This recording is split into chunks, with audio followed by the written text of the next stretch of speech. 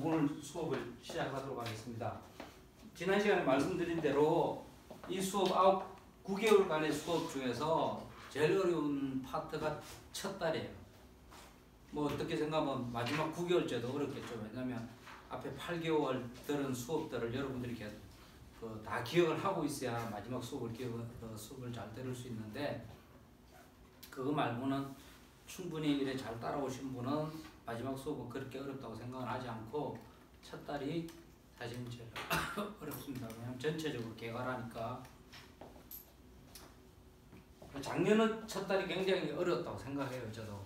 근데 이번 2020년도 수업은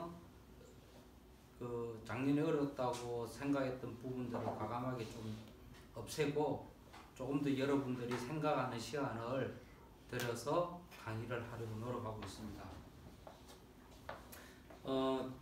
지난 시간에 수업을 하다가 갑자기 질문이 훅 들어와서 삼각형의 내각에서 무한까지 이야기를 했는데, 그날 끝까지 남으셔서 질문을 하신 분이 아직 못 오신 것 같습니다. 오늘 계속 질문이 있으실 것 같은데,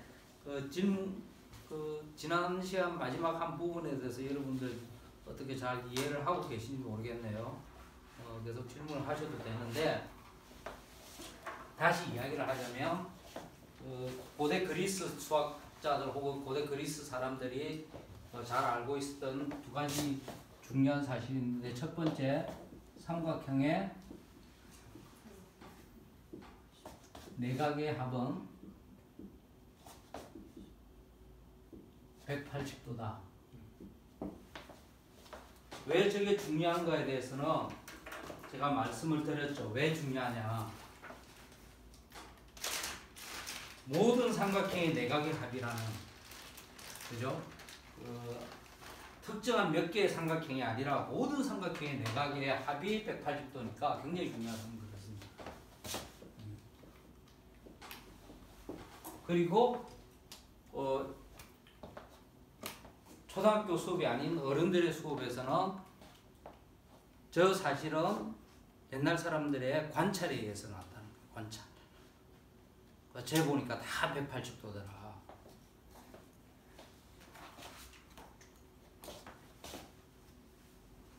그러면 두 번째, 현대에 와서는 이제 다시 질문이 생겼다는 거죠. 과연 그럴까?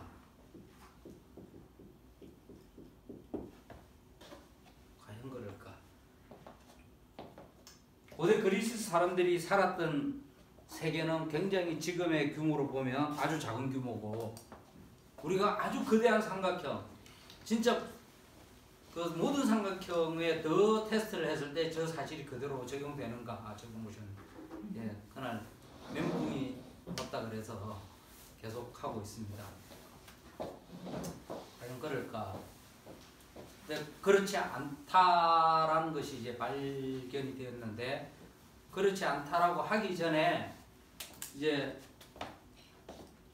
한 직선에서 수직선을 각각 올렸을 때 옛날 그리스 사람들은 이 두 직선이 결코 만날 일이 없다고 생각을 했어요. 이것에 의해서. 하지만 19세기 들어오면서 수학자들이 그거 만나면 어때? 라고 이야기를 합니다. 의문을 던집니다. 그런데 만난다고 가정을 하더라도 그 세계에서는 별 탈이 없다는 거죠. 그래서 이렇게 새롭게 구축한 기하학을 비유클리드 기하학이라고 했죠. 그래서 이런 문제가 대두되는 게 무한이라는 것 때문에 그렇습니다. 무한. 사실은 무한이라는 게 실제로 있는지 없는지는 모릅니다. 아주 개념적인 거예요. 한이 없다라는 거.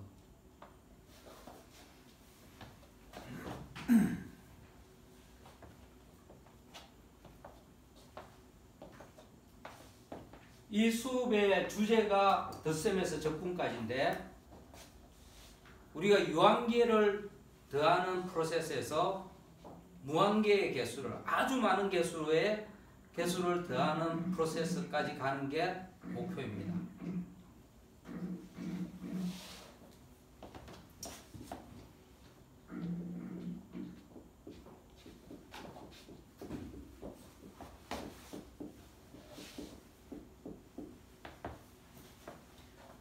자, 지난번에 계속 질문하신 분이 이게 좀 이상하다 이랬는데 혹시 스케일이라는 책 보신 분 계세요? 네. 읽으셨어요? 네. 네. 이제 스케일이 이게 규모라는 뜻이죠. 스케일이라는 책의 주제는 이겁니다. 우리가 어떤 범위 내에서 측정을 하고 관찰을 했을 때 이 범위 내에서 성립하는 법칙들이 범위를 더 크게 했을 때는 성립이 안 될 수도 있다는 게 이 스케일의 그 주제입니다. 그러니까 우리가 일상생활에서 경험하는 것들이 일상생활보다 아주 작은 스케일이 되면 과연 우리가 경험이 그 세계에도 법칙이 그대로 적용될까? 아니라는 거죠. 그래서 탄생한 것이 여러분들 많이 들은 양자역학입니다. 그리고 우리가 느끼는 이 일상생활에서 보다 아주 큰 데서 적용시켰을 때 또 해보니까 달라지더라, 법칙이. 그 법칙을 소위 말하면 일반상대성 이론입니다. 즉 우리가 달리는 속도, 걸어가는 속도보다 빛의 속도에 가깝게 가면 일어나는 일들에 관해서 하는 것을 이제 보통은 특수상대론이라는데 그것이 우주적 규모로 봤을 때 성립하는 운동법칙을 일반상대론이라고 합니다. 그러니까 아주 극소의 세계는 양자역학의 세계고 아주 극대의 세계는 우리가 일반상대론인데 문제는 극대와 극소의 세계를 통합하는 이론이 아직은 없다는 겁니다. 아직 물리학자들은 모릅니다. 자, 비유클리드 기하학도 그런 게 나왔죠. 우리가 사는 세상에서 봤는데 아주 광대한 실제 우주에서 저런 게 성립하는가 보니까 그렇지 않더라는 거예요.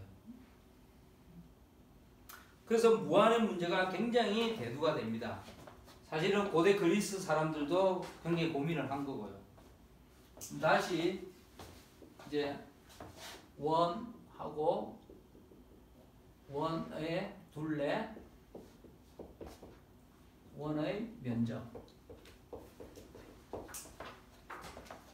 으로 돌아가 봅시다. 결국은 우리가 이때 고대 그리스 사람들의 위대한 기하학자들 유클리드, 그리고 아르키메데스, 이 사람들이 가졌던 성취를 우리가 다시 볼 필요가 있습니다.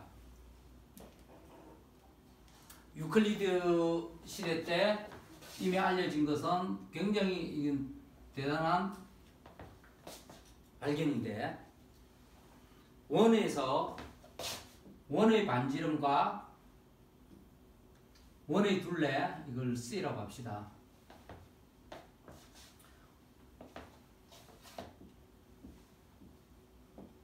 이것은 일정한 비를 갖고 있다는 것을 알고 있었습니다. 원의 둘레와 원의 반지름의 길이는 B는 항상 일정하다. 원의 크기에 상관없이 원의 모양은 우리가 똑같다고 보니까 대단한 발견이죠. 그래서 이것을 뭐라고 한다고 그랬죠? 원주율이라고 합니다. 원주율. 굉장한 발견인 거죠. 그 다음 또 하나 발견을 했어요. 원이 있으면 원의 면적과 반지름의 제곱은 또 일정하다. 이거는 K1이라고 이 K2라고 합시다.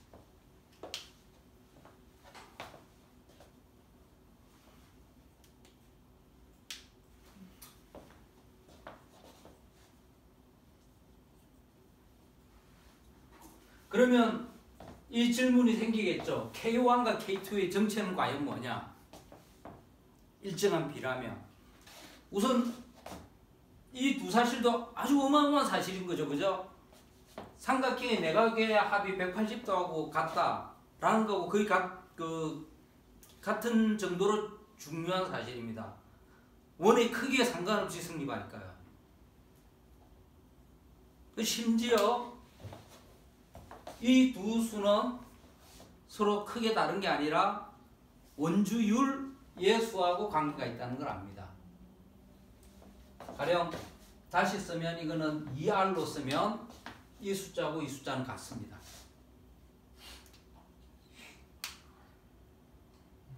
왜 이게 대단하냐 보세요. 이거는 선과 반지름의 관계니까 1차원 이야기죠. 그죠? 얘는 면적에 가는 거가 2차원에 가는 겁니다.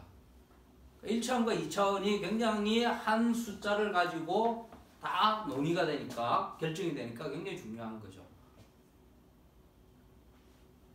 그리고 이 숫자가 얼마이냐를 이제 결정을 하거나 계산을 최초로 의미있게 한 사람이 이제 아르키메데스라고 했죠. 그전에는 사람들이 3이라는 숫자를 썼습니다. 대충. 근데 지난 시간에 어떤 분이 성경에 저게 3이라고 나온 것이 출처가 뭐냐라고 어느 분이 질문하셨더라. 그래서 제가 다시 찾아봤습니다. 열왕기에 있어요. 열왕기. 그 이스라엘의 왕들에 대한 이야기인데, 열왕기에서 솔로몬이 그 성전을 짓는 대목에서 나옵니다. 어떤 둘레가 있는데 둘레의 지름이 10큐빗이면 둘레는 30큐빗이다 이런 말이 있어요.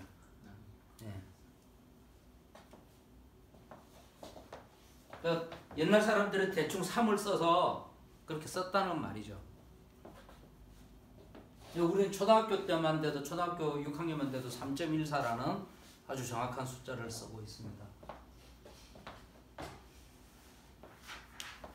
자, 그러면 아르키메데스가 저것을 어떻게 증명했느냐? 증명에 대한 세세한 부분은 마지막 시간에 합니다. 다음 주에. 이번 시간은 아이디어만 전달해 드릴게요.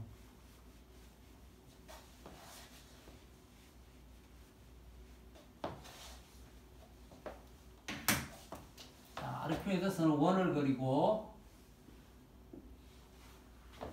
삼각형, 직각삼각형을 하나 둡니다. 높이가 R이고 이 길이가 C고 C인 직각삼각형입니다. 아르키메데스는 무엇을 증명했느냐? 두 번째만 본다면 이 면적과 이 삼각형의 면적이 같다는 것을 증명을 합니다. 물론 반감이 없었던 건 아닙니다. 왜냐? 그리스 시대 때 아주 어려운 작도법 중에 하나가 반지름의 둘레와 같은 길이를 작도하는 게 굉장히 중요했습니다. 아니, 중요했다기보다도 어려운 질문이었어요. 예?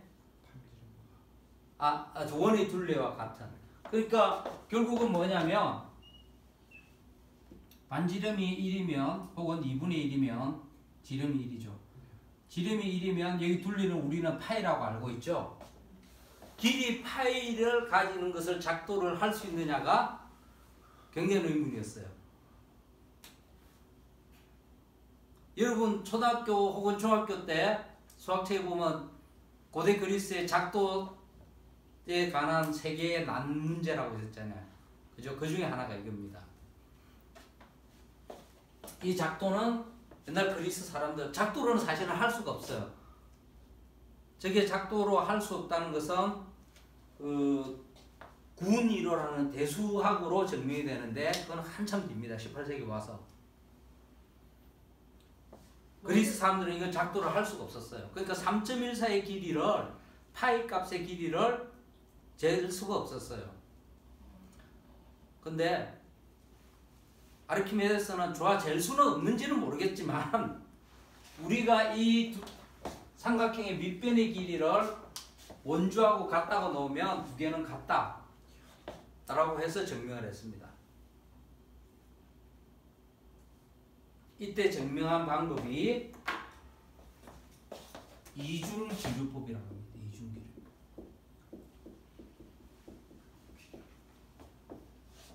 혹은 여러분 기류법은 아세요? 그럽니다. 모르십니까? 예. 기류법은 옛날 그리스 사람들이 최초로 루트 2는 에 대해서는 다음에 배우겠지만 다음 달에 루트 2는 무리수다. 즉 유리수가 아니다. 라고 증명을 할 때 쓴 방법입니다. 어떻게 증명을 했느냐? 루트 2가 유리수다. 좋아, 네 말이 맞다. 이거죠. 루트 2가 유리수다라고 가정을 하고 쭉 논리를 전개하다가 마지막에 결론이 아주 엉터리가 나옵니다. 사실이 아닌 게. 그럼 뭐가 되죠? 처음 가정한 게 엉터리가 되는 거죠. 이 증명법이 기류법입니다. 여러분들 평상시에 많이 쓰는 방법이에요. 그죠? 좋아, 네 말이 맞다고 쳐.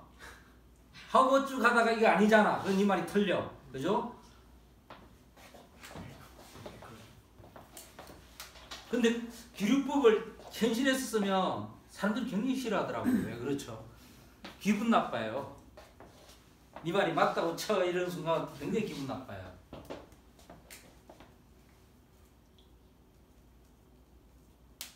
주역 같은 것을 저한테 설파하시는 분들이 계시면 저는 그렇게 합니다.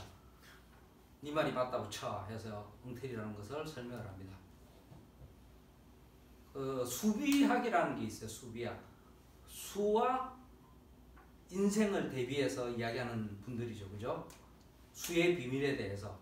일단 점성술도 그런 거죠. 그죠? 이 별자리는 무엇에 해당해? 이런 거죠. 그럼 이제 네 말이 맞다 쳐. 저보고 정갈자리라고 하는데 정갈자리는 성격이 어떻다. 내 성격은 그게 아닌데 그런 식으로 증명하는 게 기류법입니다. 근데 아르키메데스는 이걸 쓰는데 이중기류법을 했습니다. 이중기류법. 뭐냐? 자, 수의 대소관계를 이용하였습니다. 수의 대소관계.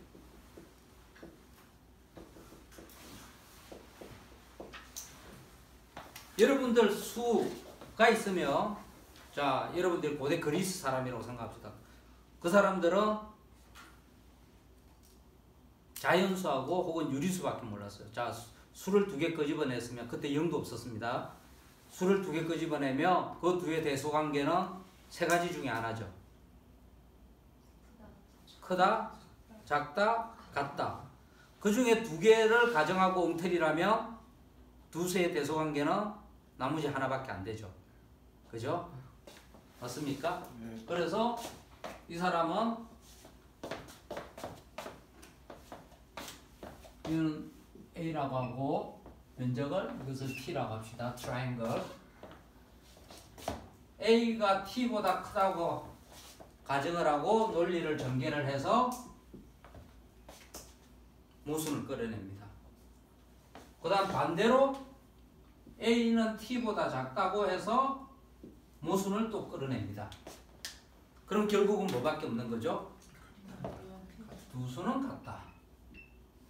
이렇게 증명합니다. 그래서 이것을 이중기류법이랍니다. 기류법을 2번 쓴 거죠.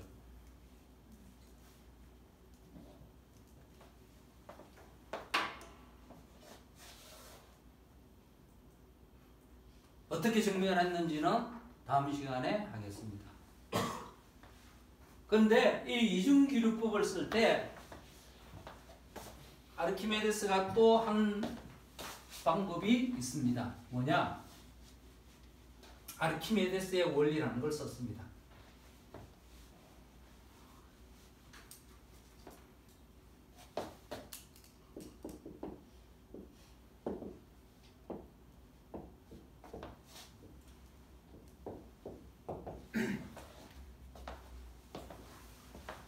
아르키메데스의 원리는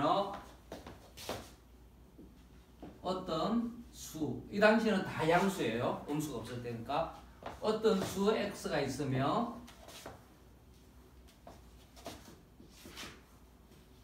임의의 큰 수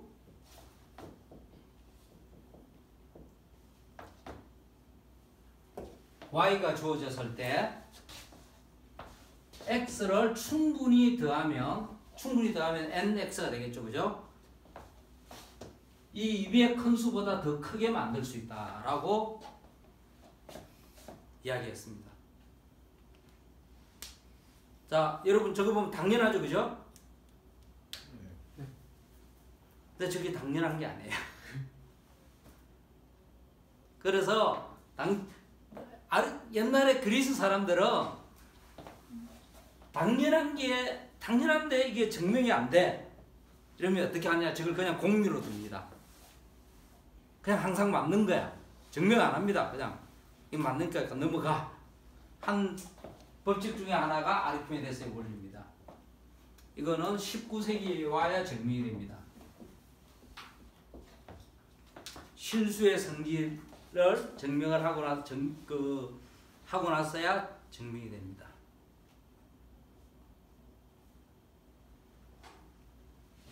그 다음 두 번째, 또 하나. 아까 수의 대소관계라고 말씀드렸죠? 그죠? 수가 있으면 그 수는 두 수가 크거나 같거나 작다. 이것도 당연한 게 아닙니다. 저도 19세기에 와서야 자연수가 어떤 성질인을 갖고 있느냐, 혹은 자연수가 무엇이냐 라고 엄밀하게 정의를 하고 나서야 저게 됩니다. 그래서 어떻게 그냥 대충 말씀드리면, 일단은 자연수는 대소관계가 있는 수다라고부터 시작합니다. 대소관계를 알 수 없는 수도 있는 거예요? 알 수 없는 관계가 있습니다. 관계가. 그러니까 저거는 관계죠. 관계. 대소라는 건 관계입니다. 두 개를 비교하면. 그러면 우리가 질문을 하셨으니까, 자, 대소관계가 있다는 것은 우리가 그림으로 보면 이렇게 쭉 일렬로 보이는 거예요. 오른쪽에 있는 게 왼쪽보다 크다고 이야기하는 거예요. 그죠? 자, 그림으로 우리가 가지를 이렇게 쳐봅시다. 그러면 얘는 얘보다 크다고 이야기를 해요. 그죠? 오른쪽에 있으니까 얘도 얘보다는 크죠. 근데 얘와 얘는 우리가 크기를 서로 비교를 할 수가 없습니다. 그래서 대소관계가 있다는 것을 우리가 ordered set이라고, 순서가 있다. 근데 완벽하게 이래 순서가 있다는 걸 totally order라고 합니다. 얘는 partially order라고 합니다. 그래서 자연수는 일단은 대소관계가 있어야 된다라고 시작을 하고요. 그보다 더 중요한 게 있습니다. 공리인데요. 공리는 우리가 따지지 않고 그는 있다고 하는데, 0이라는 숫자가 있다, 0이라는 원소가 있다라고 시작합니다. 이게 얼마나 중요한가 하면 0은 한참 뒤에 발견을 했거든요. 여러분 다시 생각하면, 다시 생각이 아니라 왜 0이 한참 뒤에 발견이 됐을까? 라고 요즘 사람들은 그냥 넘어가기 쉬운데, 옛날 사람들 시각에서 생각하면 없다라는 걸 생각을 할 수가 없습니다. 나면서부터 세상에는 뭔가 다 있잖아요. 심지어 죽어서도 있어요.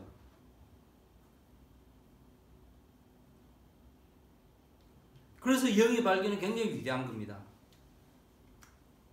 그럼 그 수학자들이 수체계를 처음으로 만들 때 자연수부터 시작하는데 0이 있다고 합니다. 자, 이게 얼마나 중요한가 하면, 영어로 하면 there is nothing입니다. 굉장히 모순된 말이죠. 없는 게 있다부터 시작하는 거예요. 그게 수학의 논리의 출발점입니다. 없는 게 있다. 그게 없으면 수학의 토대가 완전히 무너집니다.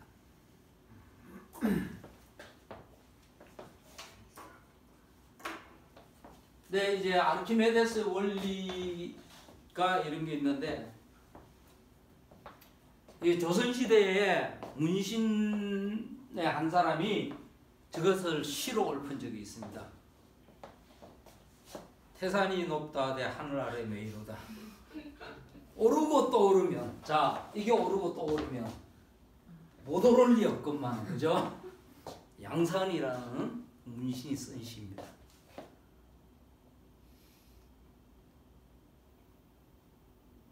어쨌든 사람들이 그런 직권은 다 가지고 있었던 거죠. 근데 그게 또 엄밀하게 증명을 하려면 안 되는데 실수라는 것이 무엇인가를 엄밀하게 정의를 하고 나서 저게 가능합니다. 대소관계는 자연수가 무엇인가. 그리고 옛날 사람들은 그거를 증명하기 힘드니까 그냥 넘어가서 저거는 공리라고 하자 라고 하는 거죠.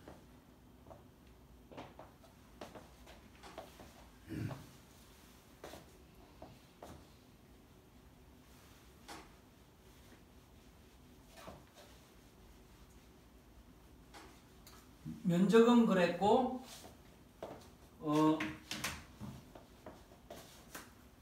원의 둘레는 어떻게 했느냐?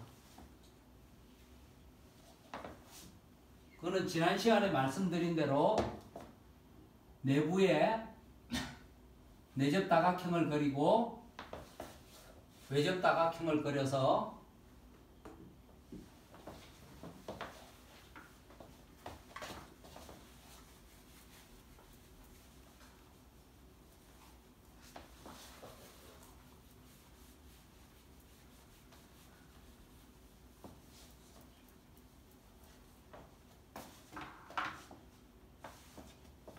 이 두 개의 차이를 임의로 작게 할 수 있다는 것을 설명을 하면서 증명을 해서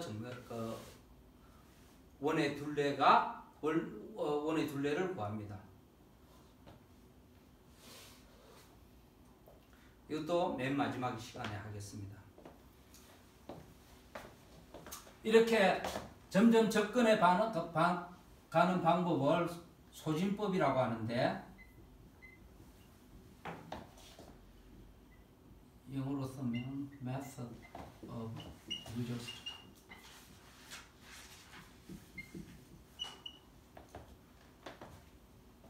이라고 합니다. 자, 이 방법이 왜 중요하냐?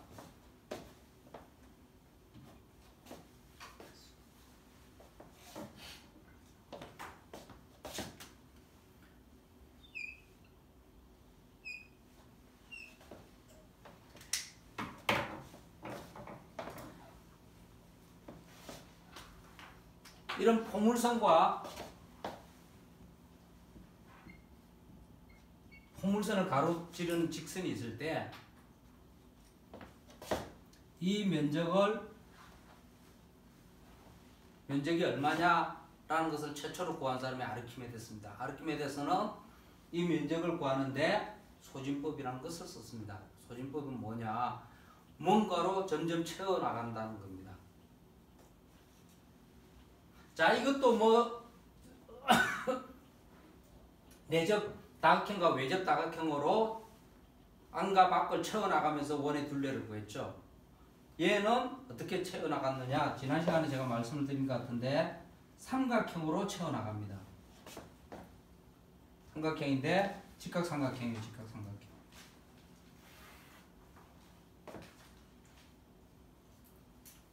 자, 이 부분도 여러분 보시면 포물선과 포물선을 가로지르는 직선이죠. 그러면 얘하고 같은 방법으로 또 삼각형을 이렇게 채워나갑니다. 그럼 이렇게 자꾸 채워나가면 우리가 포물선의 삼각형으로 가득 채우게 되겠죠. 그리고 이 차이는 우리가 임의로 작게를 합니다. 작게 만들 수 있다는 게 이제 아르키메데스의 그 아이디어예요. 그래서 아르키메데스가 이렇게 채워나가는 고 나니까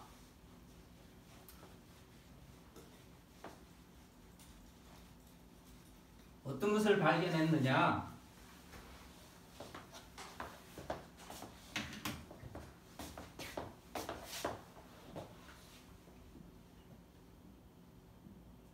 다음 시간에 증명하겠지만 처음에 포물선의 면적과 이 가득 채운 첫 번째 삼각형의 면적의 비는 1대 1대 4분의 3이라는 것을 증명을 합니다.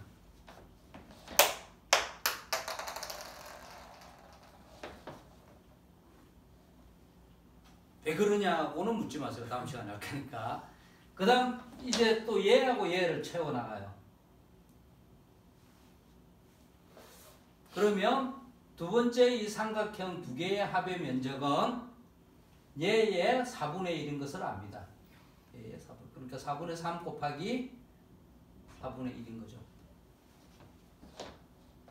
그럼 똑같은 방식으로 여기 삼각형의 면적의 합과 여기 삼각형의 면적의 합은 얘의 4분의 1이라는 것을 알 수 있겠죠. 그죠? 여기도 똑같이 또 4분의 1이 되겠죠. 그렇게 차차 채워나가며 전체의 포물선과 선분으로 둘러싸인 곳의 면적을 구할 수 있다는 게 아르키메데스의 생각입니다. 그러면 전략은 그렇다 치고 얘들의 합을 어떻게 더하느냐라는 게 의문이 되겠죠. 그죠? 자, 이 둘레를 이 원래 면적을 A라고 하면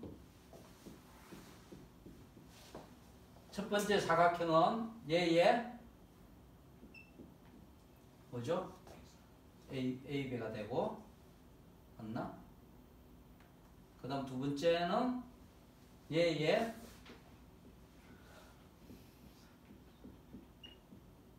면적이 되고 그죠? 그 다음 얘의 또 4분의 1배가 되니까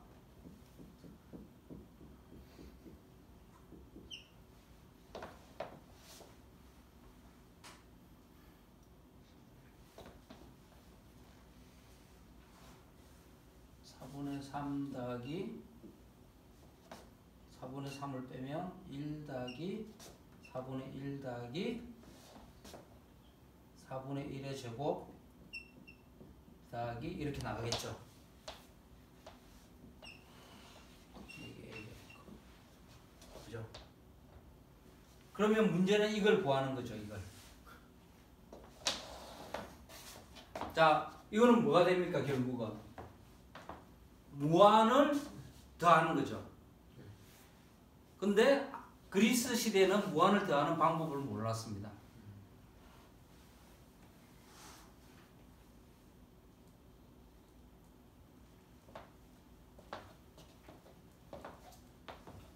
이렇게 구하면 원의 포물선과 선으로 둘러싸인 곳의 면적을 구할 수 있을 것 같습니까? 짐작은 되죠.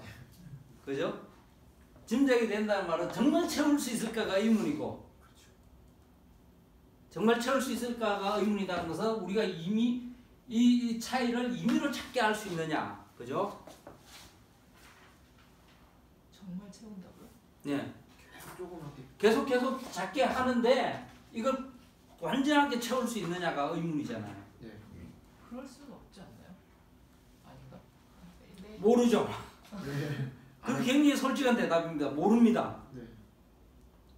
아르키메데스는 그렇게 하면 될 수 있지라고 제안을 했어요. 그리고 저게 답이 될 거라고 이야기를 했어요. 내 논리는 어딘가 구멍이 있습니다. 정말 채울 수 있을까? 그거는 이 질문하고 사실은 같아요. 직선에서 두 개의 수직선을 올렸을 때 쟤들이 정말 안 만날까?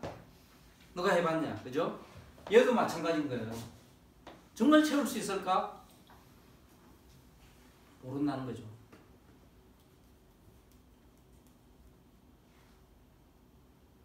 그 다음 두 번째, 이 채우는 방법은 저게 유일할까? 내가 다른 조각으로 채웠을 때, 다른 조각으로 채운다는 말은 이것의 수들의 합이 다른 식으로 전개가 되겠죠. 그럼 그 답이 똑같이 나올까? 모르는 거 아니에요. 굉장히 중요한 질문입니다. 이거는 우리가 모르는 것을 아는 것으로 쪼갰는데 아는 것의 부분학들이 정말 원래 알고자 하는 것들에 답이 나올 것인가는 모르는 겁니다. 근데 그리스 사람들 몰렸어. 이것이 해결되기까지 한 2000년이 걸린 겁니다. 해결은 적분에 의해서 해결이 됩니다. 적분. 그걸 다 더한. 어떻게 쪼개서 대도 답은 유일하게 나올 것인가. 그건 뉴턴과 뒤에 해석학자들, 함수론, 적분론을 세밀하게 한 사람들에 의해서 됩니다. 20세기까지. 더하는 방법을 은밀하게 정의를 하고 거기에 논리에 빈틈이 없을 때까지 수학자들은 합니다. 2000년간. 굉장한 거죠.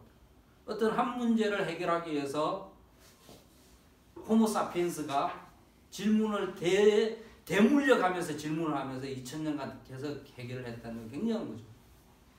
선생님 그러면요. 네. 저 포물선이 2차 방정식이 포물선 이런 거를 아르키미데스는 알고 몰랐죠.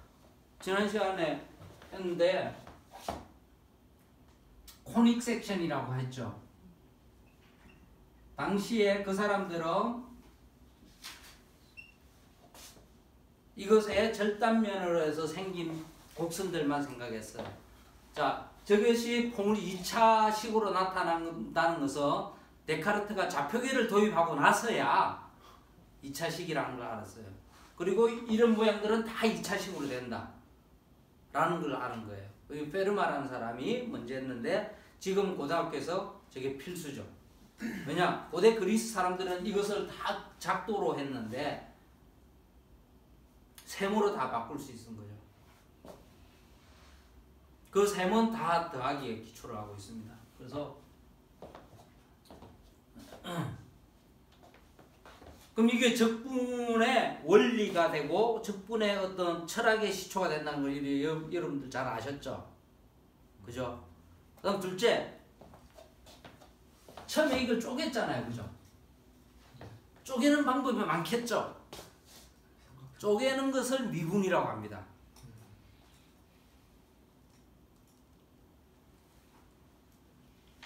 그러니까 우리가 쪼개는 방법이 많은데 어떻게 쪼개도 동일한 결과가 나와야 되잖아요. 결국은 미적분이 같이 돌아다니는 겁니다. 미분학, 적분학이란 말은 없어요. 미적분학이라고 그러지. 그래서 미분은 differentiation, 자른다, 골라낸다란 말이고 적분은 integration이라고 하는데 study of differentiation, study of integration은 없습니다.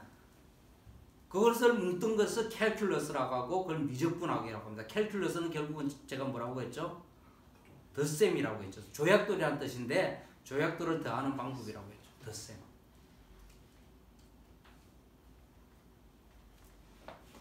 그래서 이미 이 사람들은 미적분에 대해서 알고 있었던 거예요.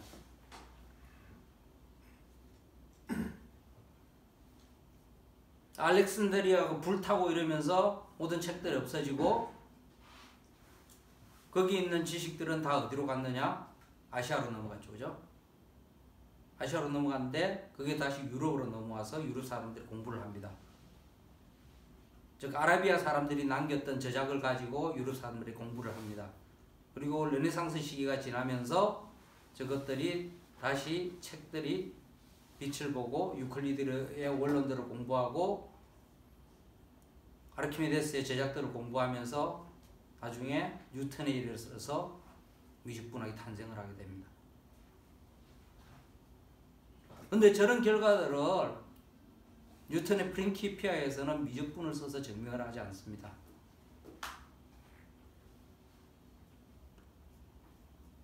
그 전에 미적분을 써서 한번 이야기를 했다가 뉴턴이 굉장히 심하게 반박을 받은 적이 있어요. 그래서 뉴턴이 쫄은 거죠. 그래서 자기는 결과를 다 알고 결과를 알고 다른 방식으로 증명하기는 쉽습니다. 수학자들이. 문제는 결과를 모르는 게 어렵지. 결과를 알고 옛날 고대 그리스 사람들이 썼던 작도를 이용해서 다 증명을 해요. 행성의 교도 이런 것들. 그러면 이 무한의 셈을 어떻게 할 수 있는지 우리가 생각을 해봅시다. 간단한 무한의 셈이죠.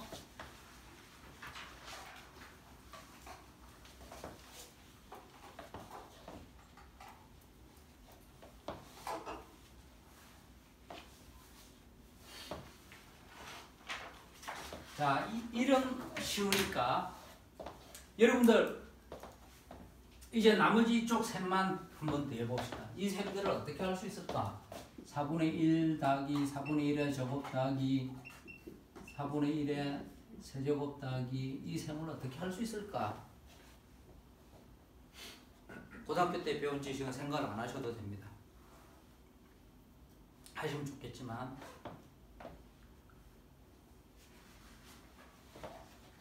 자, 일단은 무한계 굉장히 많은 유한한 것을 더하는 게 아니라 굉장히 많은 유한한 것보다 많은 것을 더하는 방법은 앞에서부터 차례로 더하는 겁니다. 여러분들이 마음대로 순서를 바꿀 수가 없어요.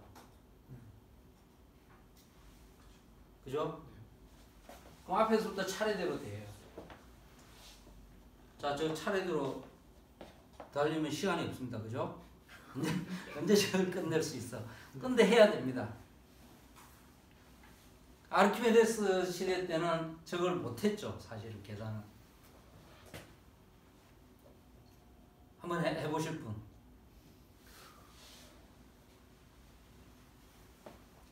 시도를 하긴 했어요. 시도는 했죠. 시도는 했는데 답을 못 내는 거예요. 얘가 끝이 안 나니까 답은 짐작은 하죠. 자기가. 그래서 짐작은 아까 그 이중규류법을 써서 합니다. 이렇게 하면 하니까 가운데 값밖에 안 되는구나. 자, 저는 이것을 증명하기 위해서 삼각형을 그립니다.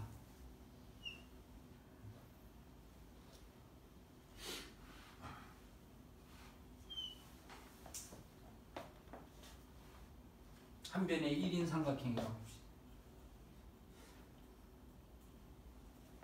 한 변이 1이면 되나?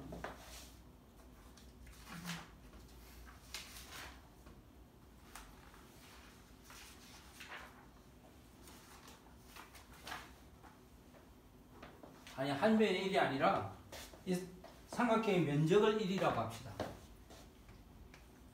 면적이 1인 삼각형, 정삼각형.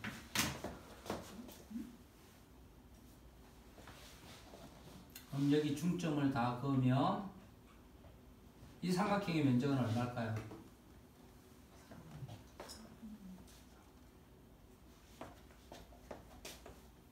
(4분의 1) 여기 또 그으면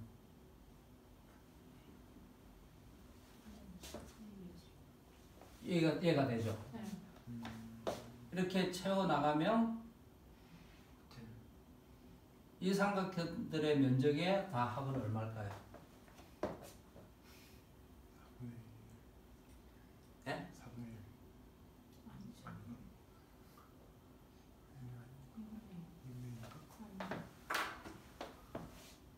얼마일까요? 자, 이제 다 채웠습니다. 이 큰 삼각형의 면적은 1이고 여기 있는 까만 것들의 합은 얼마일까요?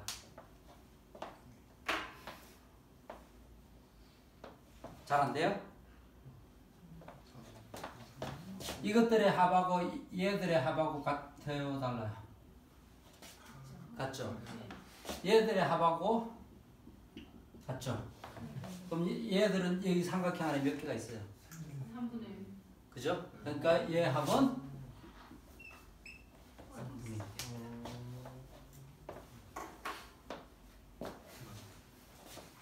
그죠? 때로는 우리가 저것을 엄밀하게 정확히 증명하기 위해서는 극한과 무한합을 해야 되는데 그것이 없이 증명이 됩니다.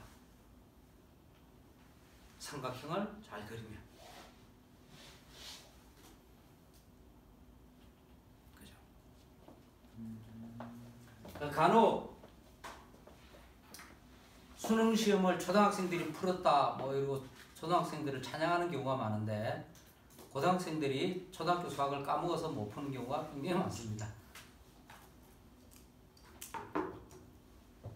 굳이 고등학교 때 배운 무한합 혹은 등비수열의 합을 몰라도 초등학교 때 배운 삼각형의 면적을 계산할 수만 있으면 이렇게 계산할 수가 있습니다.